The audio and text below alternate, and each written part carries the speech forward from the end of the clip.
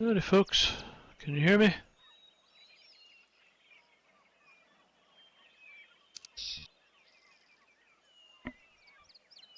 I know we've been having more issues than usual with Vivox lately, so no promises on the voice.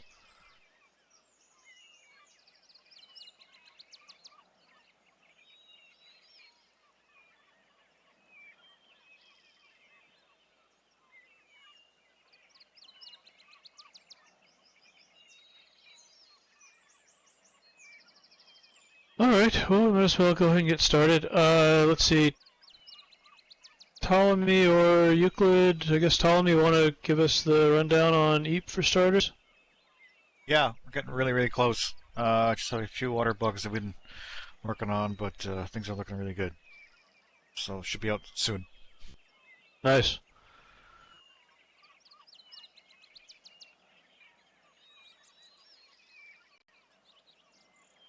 Yeah, water bugs are harmless, so I guess we can ship it. Yeah, basically what they are is we're basically taking a look at how EAP is rendering the water and things underneath the water, and looking out of the water to make sure that matches what's in production. So just a couple miscellaneous things here and there.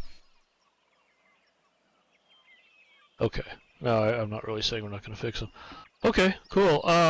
So currently the plan is that EAP is going to be the next viewer that gets promoted based on the way things are looking right now.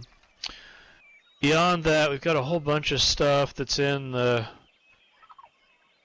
sort of mostly done, or in some cases all done queue, but we just don't want to try to release it until EAP goes out. Other things we've got lined up, there's the camera presets viewer that I think has one remaining issue that they're working on.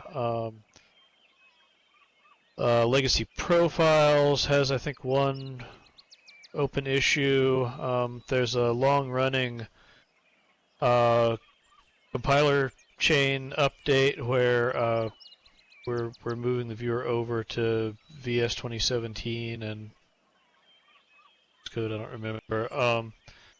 That is also getting close. So I think once EAP goes out, we're going to have a fairly long period of just kind of getting the queue cleared of all of these things.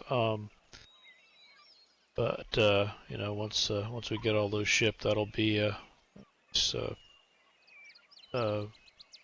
free up a lot of resources. Yeah, Muscadine is definitely not in that category. Sorry. Let's see. Yeah, I don't have any updates on Muscadine this week. I had a little bit of time last week to look at trying to get the simulator stuff updated, and I have not had any more time this week. Been looking at Arctan a bit. For Arctan, the testing we're trying to do requires a baking service update, which hasn't gone out yet. Waiting on QA on that. In the meantime, I've been spending a little bit of time looking at what kind of tools we have for manipulating viewer performance. We have the Jelly Doll stuff. We have controls where you can set that per avatar, and then we also have blocking where you can basically make it visible. So there are some peculiarities with the way all of that stuff works. So I've been looking into that a bit and raising some questions about things we may want to investigate. I'm curious of people here, how many of you use the kind of per avatar settings, like setting things to never render, that kind of thing?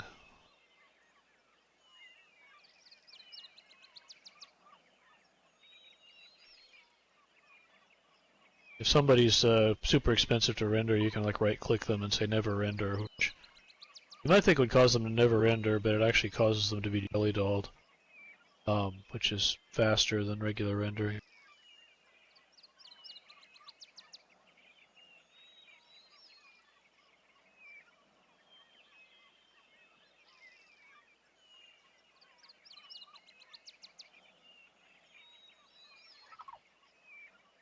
What about just the complexity-based controls? How many people actually set a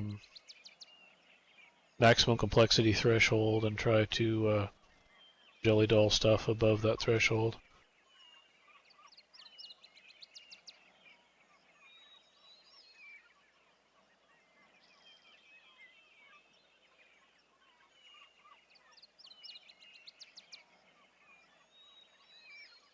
Yeah, I realize this isn't necessarily a representative crew in any of this stuff, but I'm always curious with these features, does anybody use them? Are they just kind of sitting there? So, hear that there's lots of them.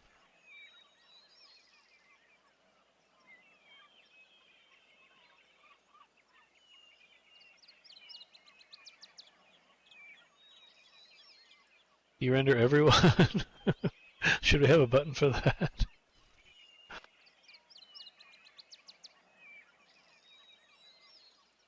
Probably be good performance, I guess.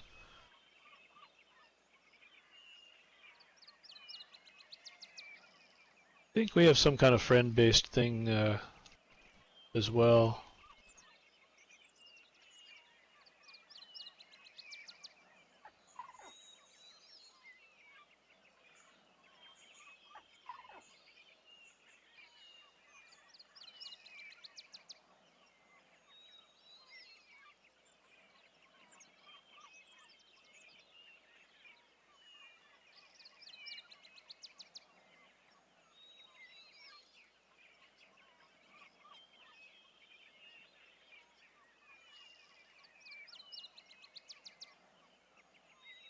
What about the block feature? Does anybody block other avatars, like, just to stop them rendering, or do you only do that when they're effects as well?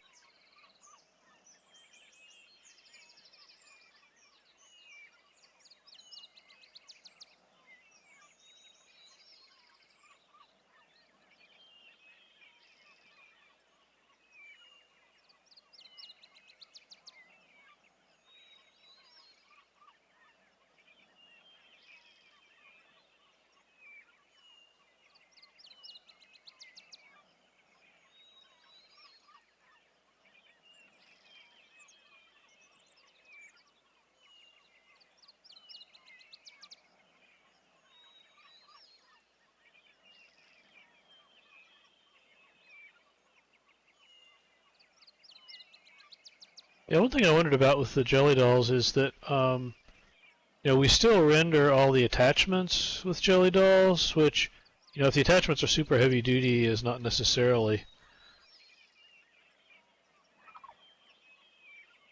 is not necessarily what people would want. If we set the jelly dolls to like not even show attachments, then they would look even more kind of rudimentary than they do now, but they would potentially have even better performance.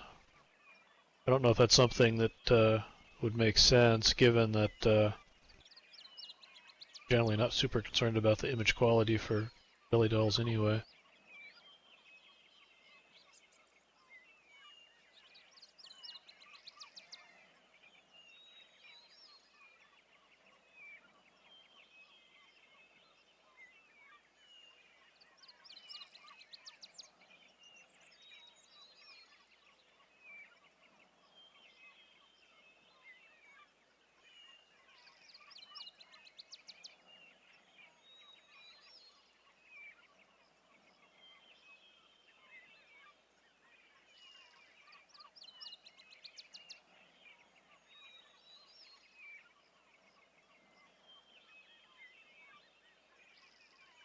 I guess I should qualify what I was saying about the never render. It looks like what actually happens there is that static attachments are hidden. So like my avatar is just a bunch of sculpties. Those would all get hidden, but your typical mesh avatar that has a ton of detailed rigged meshes, the rigged meshes would all still display. I'm not sure if that distinction is by design or not, but that's the current behavior.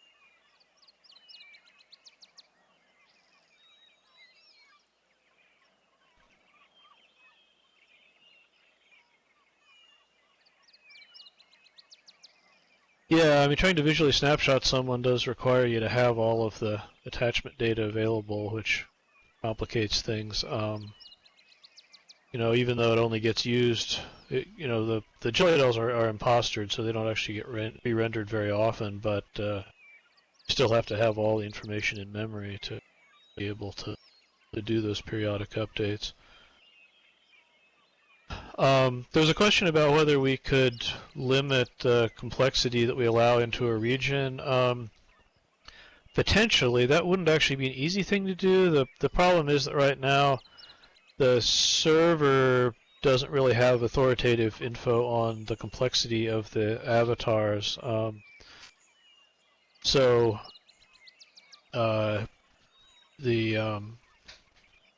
you know, it's stuff tends to get computed on the viewer side, so we couldn't really have a tool that just, you know, blanketly keeps people out based on complexity criteria until we actually got all of the rendering cost calculation code implemented on the simulator, which in some cases would be a little tricky because it depends on data that the simulator doesn't normally even load.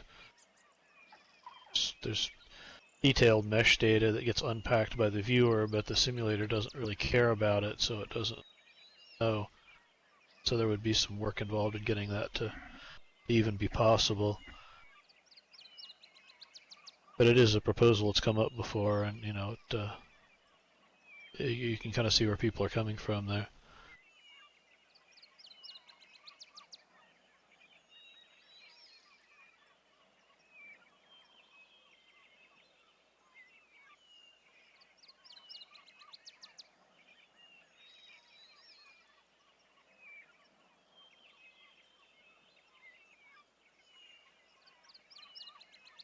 Machine learning to approximate with low complexity avatars. Oh, that's kind of interesting. I mean, you could do that sort of thing dynamically if you sort of generated a shrink-wrapped approximation of the avatar too. You know, rather than keeping all of the original data around, you sort of downsample it aggressively, but some work to pull off.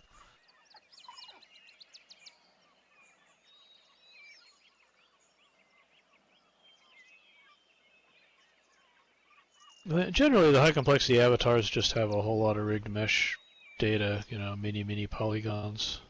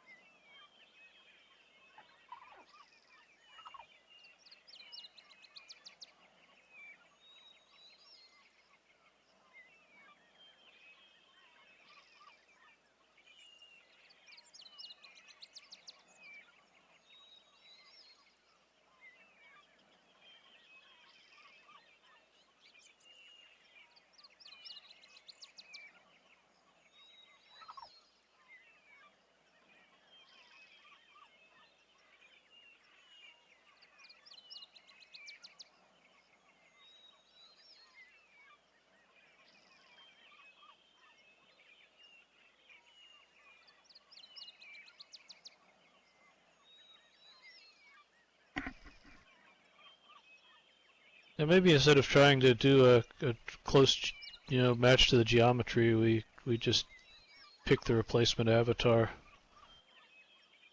based on how egregious we think the users are. You could, you know, be like a chicken or a turkey, or maybe you got upgraded to a horse or something. I don't know.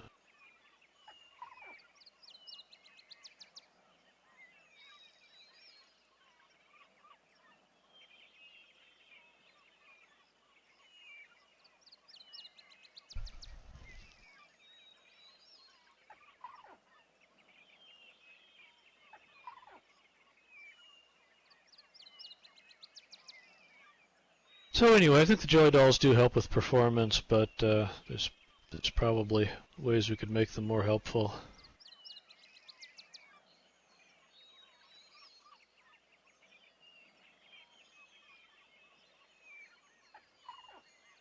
I think the jelly dolls are also impostered. Beta's off the as the non-jelly dolled avs.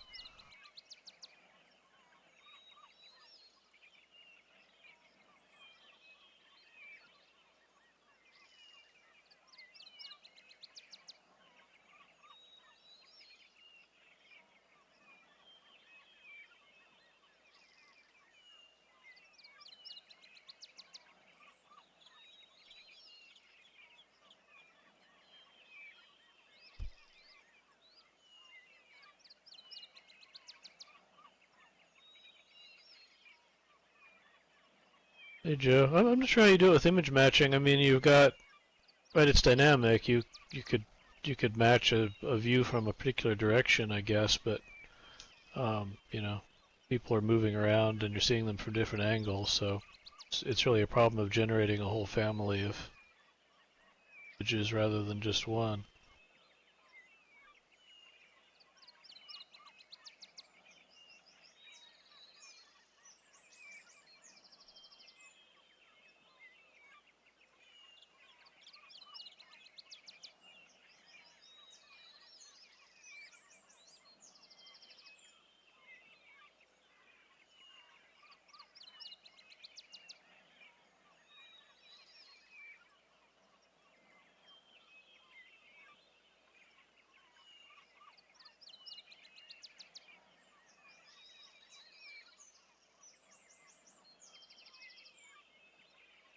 Beck, which part of the solution ends up worse than the problem?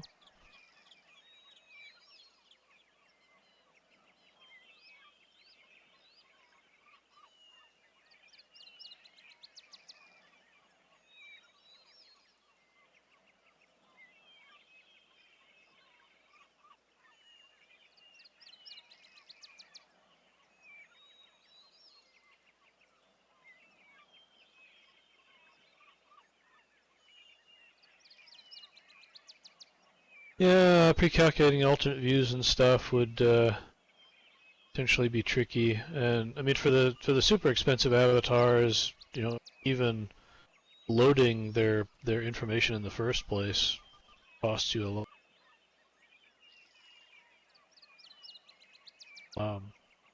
You know, in a perfect world, if you had some sort of complexity control, you could basically avoid even ever looking at that stuff.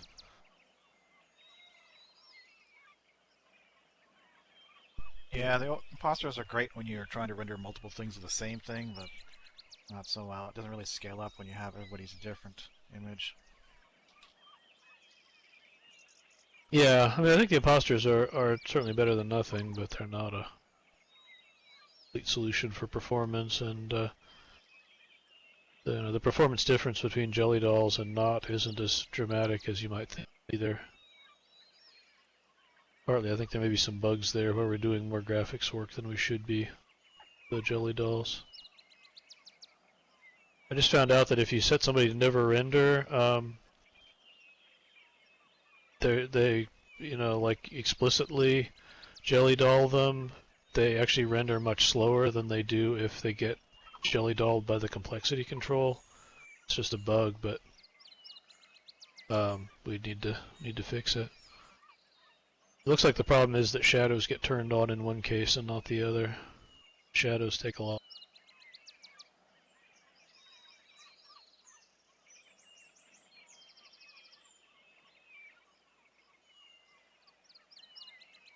Well, imposters being rendered in the viewer kind of makes sense. It's basically a form of caching. So doing it at the upload, I'm not sure if that makes all that much sense. Maybe there's some use cases where that is a big win, but having in the viewer makes a lot more sense, I think. During upload, you'd have to generate sort of an imposter for each object at upload time, and then sort of combine them together for the whole outfit. Yeah, I'm kind of wondering how that would actually work myself. That sounds almost like the auto LOD stuff that we've also talked about. You know, if we had automatic low complexity LODs, then that would make a pretty good basis for a jelly doll or an imposter, right? You could just force people to you know, to low detail mode or whatever, and it would still be a decent approximation of their shape if we automatically. I mean, the worst case is when someone's constantly changing their clothes, right? So you'd have to keep regenerating that, and that can be amortized over time, which is the win there with the imposters. Assuming things are kind of static, then imposters are a nice win. But if someone's constantly changing their outfits, then Yeah. I'm sure how you're going to get that benefit. Yeah, I don't know. I think people changing their outfits all the time might be a little more of a corner case, but those that come up.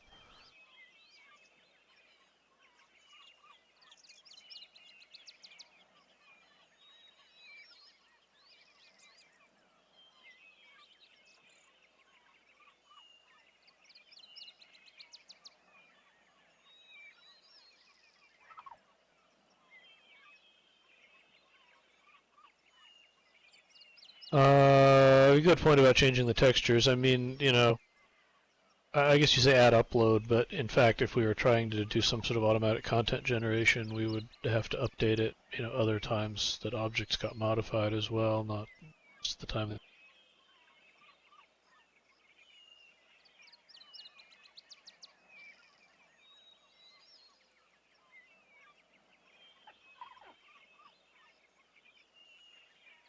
But if we're talking about jelly dolls, we don't care about the texture so much since it's just generating these, you know, color blobs anyway.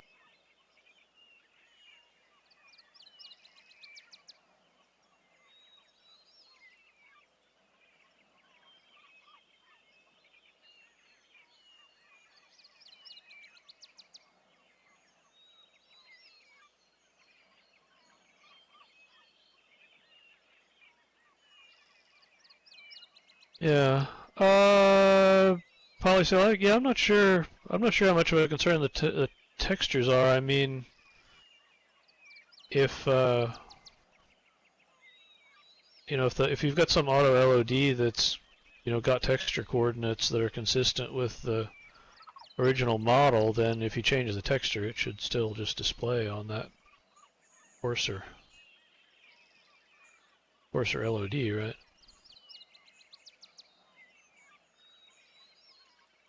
But in any case, you're not going to see the textures for a jelly doll if we're just talking about that case.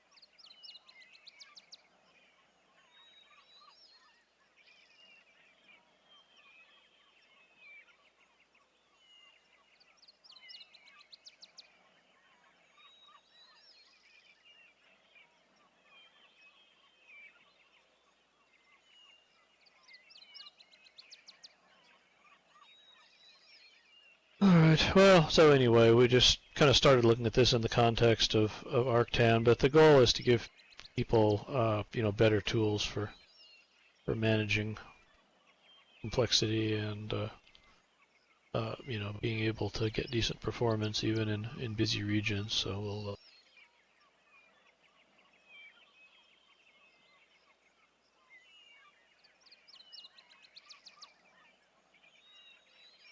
trying to do a lot of new server-based tools. It's probably not the best time right now since we're in the middle of a big uplift project already.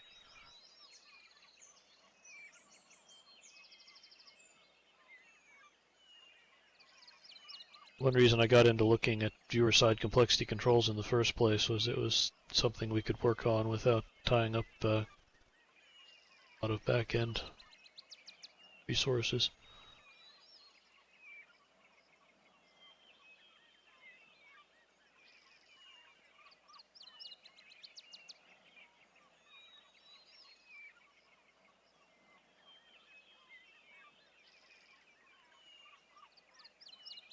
We are all remote now. I think generally it's going pretty well. You know, a lot of us have been working remotely, you know, full or part-time anyway, so, you know, we've kind of got the process down. But generally everybody seems to be handling the transition pretty well so far.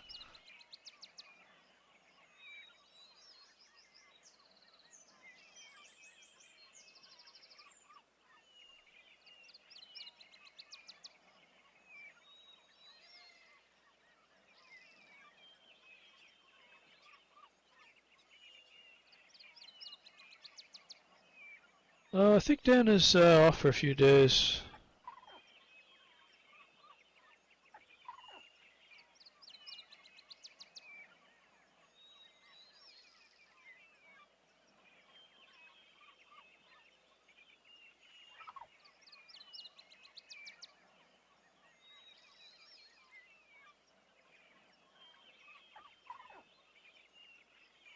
Well, thanks. Yeah, so far so good on the healthy front, I think. Hope everybody out there is doing well too.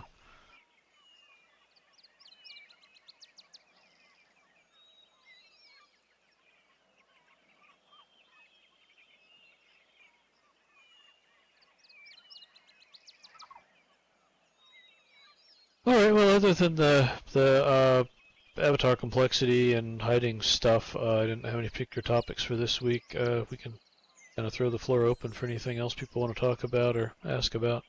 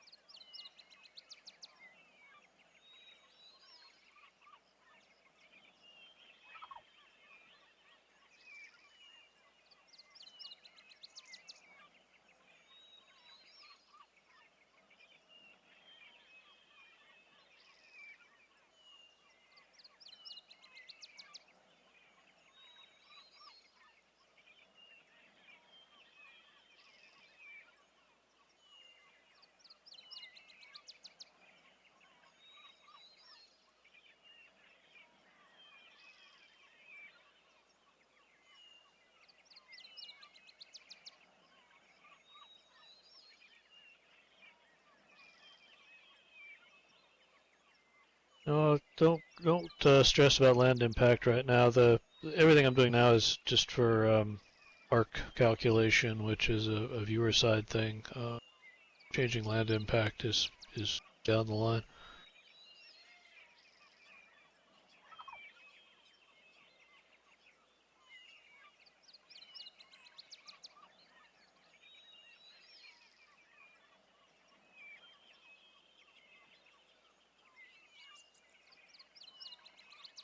Yeah, before anything would change with land impact, there would be a whole lot of discussion and communication about it. But as I say, the current project doesn't even include land impact as such. It's just using rendering cost, which is which is the thing that we use to compute who's supposed to be a jelly. It isn't used by anything on the back end.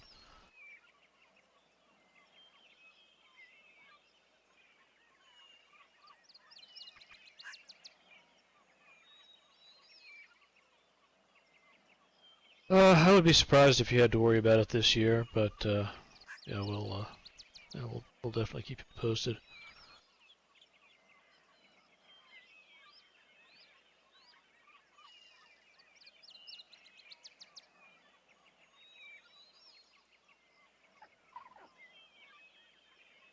Yeah, no, we're not trying to give people more things to worry about. Hopefully, if we can keep everything running, people will have less things to worry about.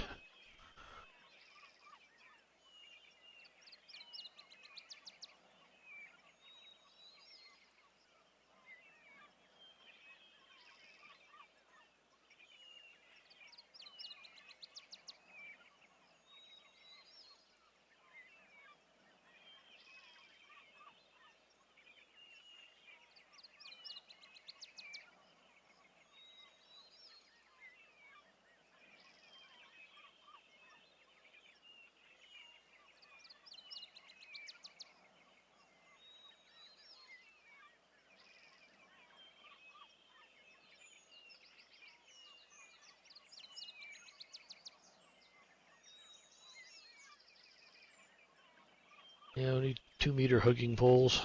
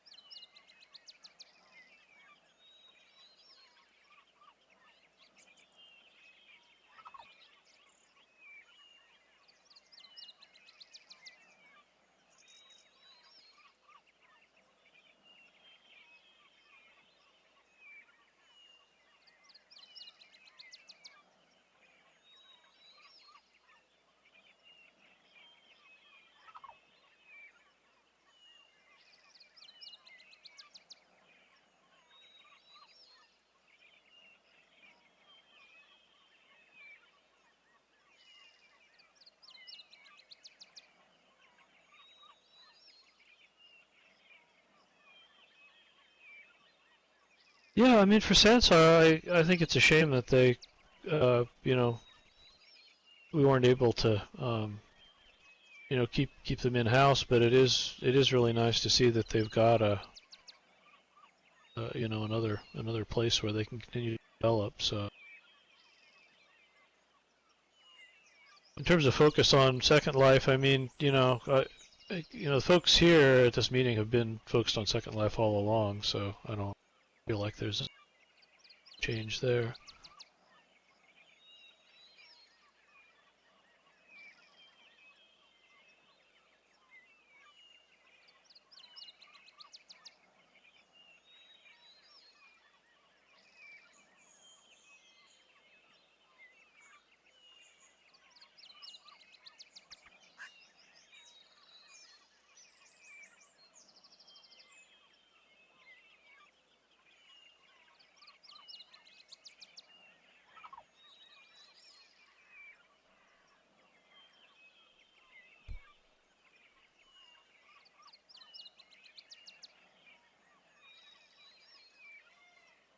Yeah, I don't have numbers, but I think there has been an uptick in traffic. You know, we're seeing more traffic than we were, you know, same time last year.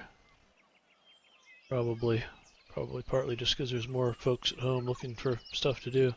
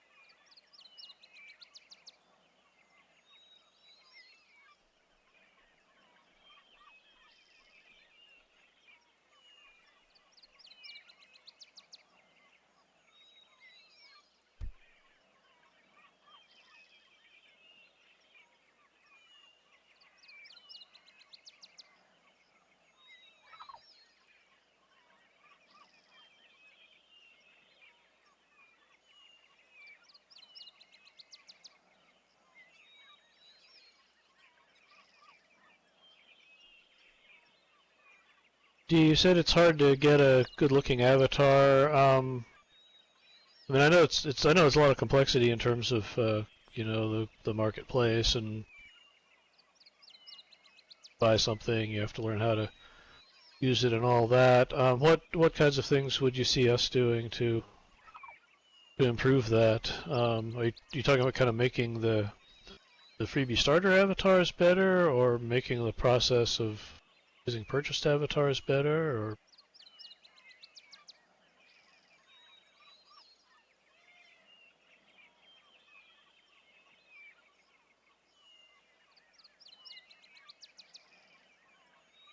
better system avatar? Uh-huh.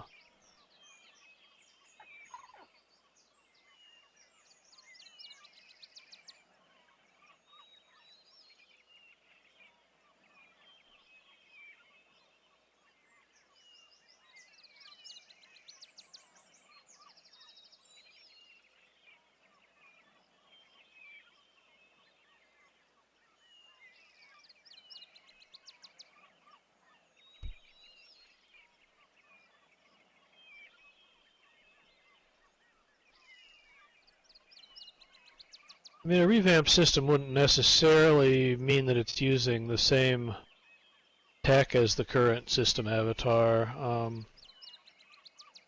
You know, you could imagine that it would be mesh based.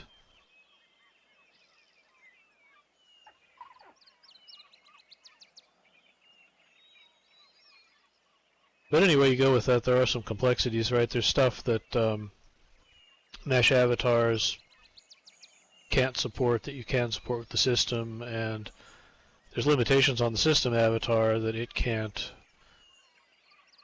really have the same quality as a modern day mesh, because it's based on kind of.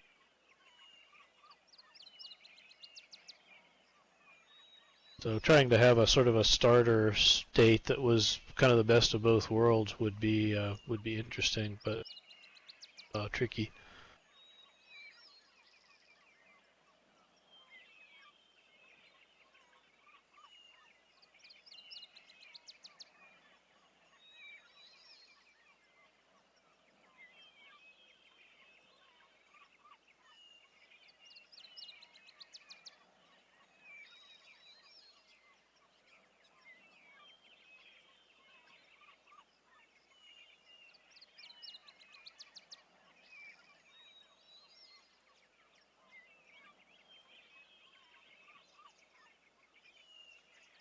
Or we could just go to 70s disco guy with a radio as the default for everybody.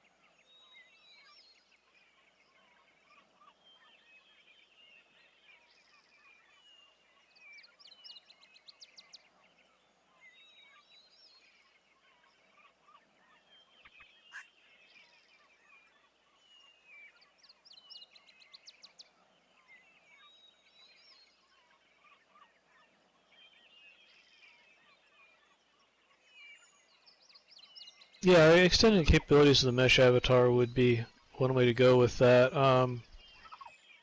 One thing that the system av has is the morphs, right? You've got some sliders that are based on kind of interpolating between various sort of pre-calculated shapes, and there's not, you can't get exactly the same effect as those morphs using the mesh-based avatars.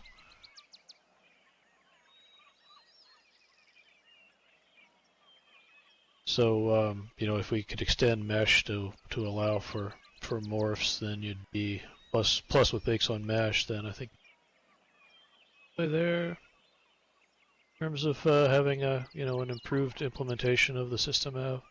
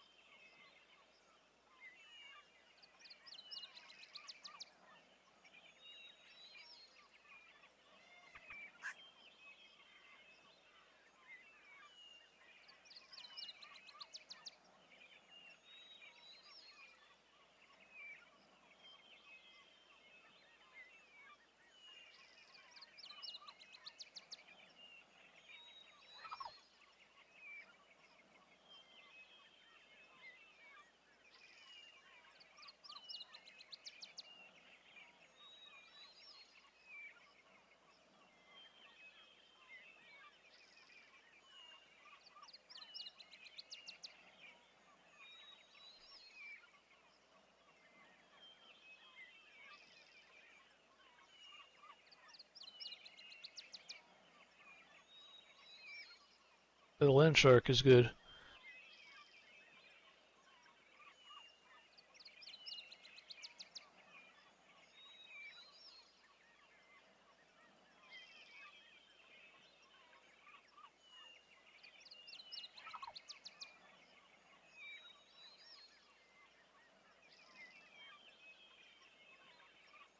Yep. Anybody has a question, please feel free to ask.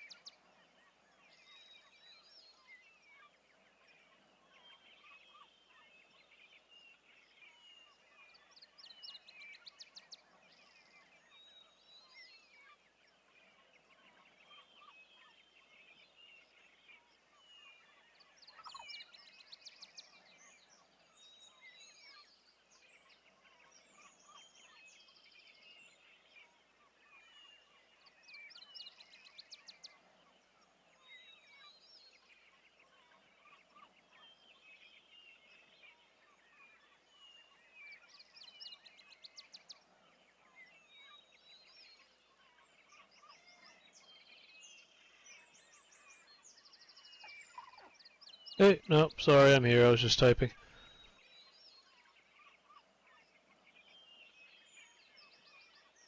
I don't know. I could change my avatar, but I'm just waiting for catfish dinosaur thingies to come back into style.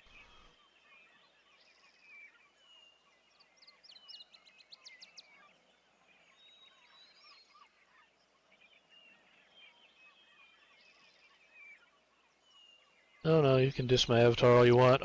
Yeah, I actually got this avatar my first week at the lab and never replaced it, so it probably does demonstrate a certain level of inertia.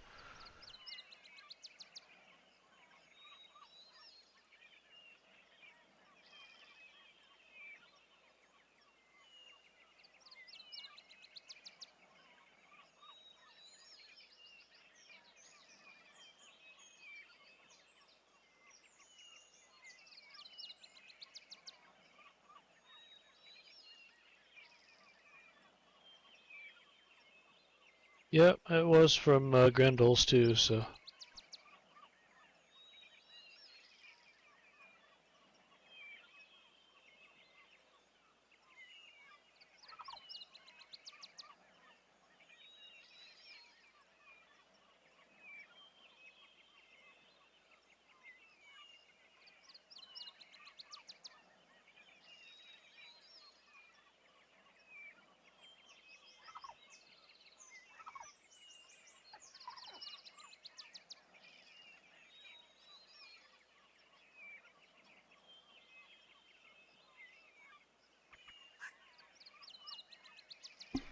Yeah, the arbitrary skeleton thing is tricky. We talked about that a lot during the Bento project. One reason we didn't try to tackle that was just scope concerns, right? It's a lot of extra work to implement. But there was also a concern about fragmenting the marketplace. Obviously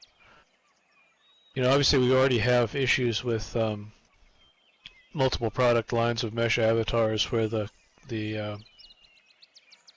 clothing and so forth isn't necessarily compatible between lines. But if everybody can kind of freely define their own skeleton, then you kind of get that in spades. It becomes just a really complex thing to figure out. Well, what things can I buy? What things that I buy go with the other things that I bought? Are they based on compatible skeletons?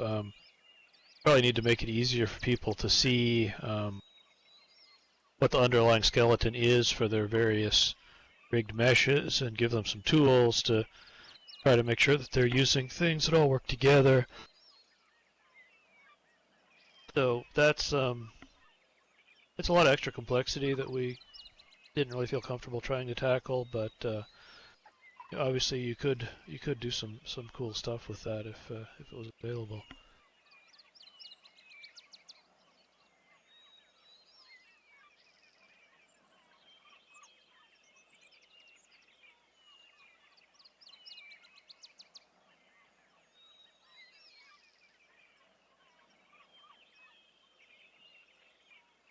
Is there a particular new one that we need? Thought we already added that one.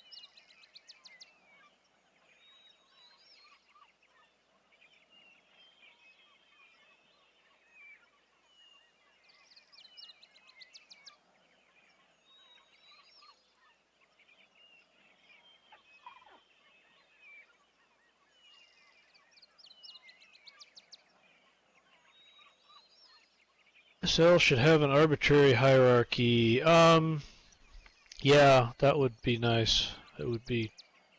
I think the term is non-trivial to get that working, especially on the back end. But the sort of you know flat design that we have now just complicates things a lot. Yeah, I'm curious how the spine bones worked out. Did anybody find them useful? The original motivation there was that, well, what if you want to make, you know, very tall or bendy creatures, you know, you want to do dragons or whatever, so having more points of articulation along the spine, the theory was would be useful for those kinds of things, but I don't know if they actually wound up getting used much, or if they're just an extra point of complexity.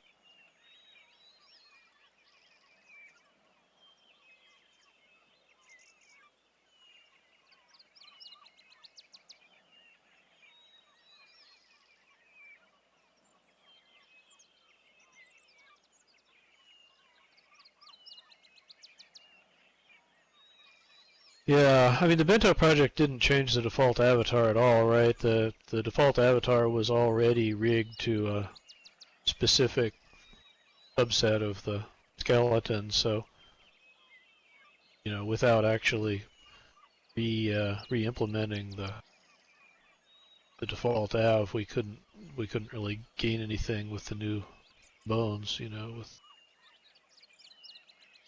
with kind of the system avatar based content.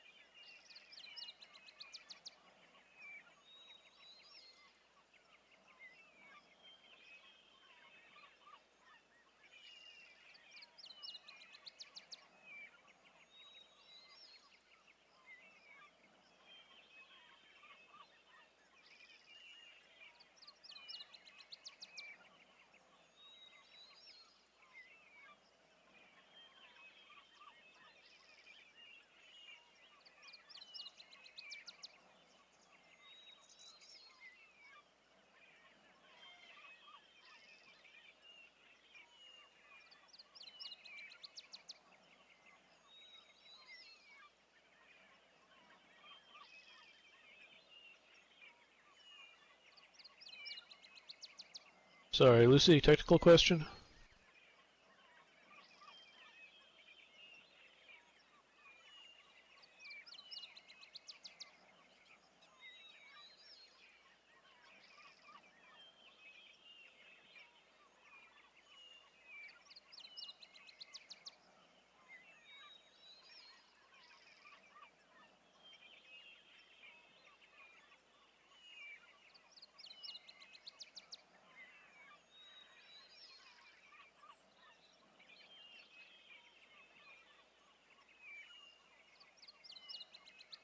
Are we ever going to have a way of getting an inventory sound length using LSL? Do not know. I don't remember seeing any discussion about that, but I don't remember anybody saying that we would never do it either. Do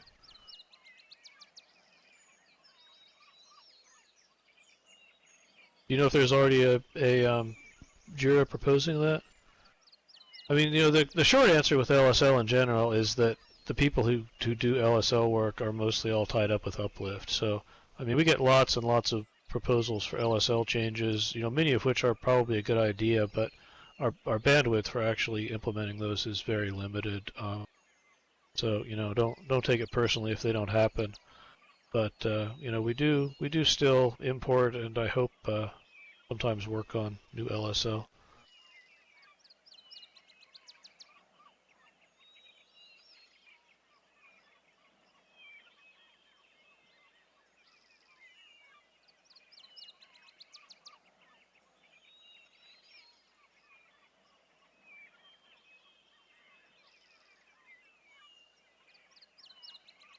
Premium Plus, I don't think it's out yet, and I don't know the time frame, but I mean, I know we're trying to get it out as soon as we can.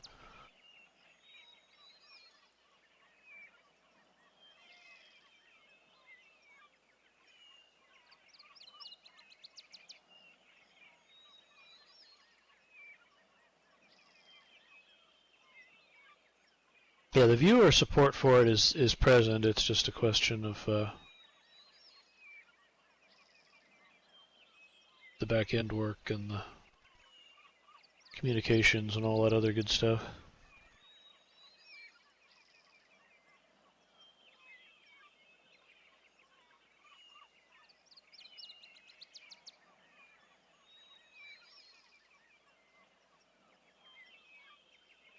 Yeah, I think name changes are supposed to be getting close too. That didn't wind up having any viewer work associated with it, so I haven't been tracking it super closely.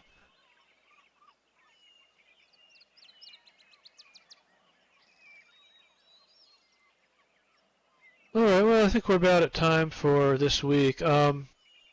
Next week we have the usual conflicting company meeting, so no content creators meeting, and so we'll see everybody in 2 weeks. You know, stay safe and as sane as possible under the circumstances, and we'll be talking to you in a bit. Thanks for everyone's input. Stay safe. Yep. Bye all.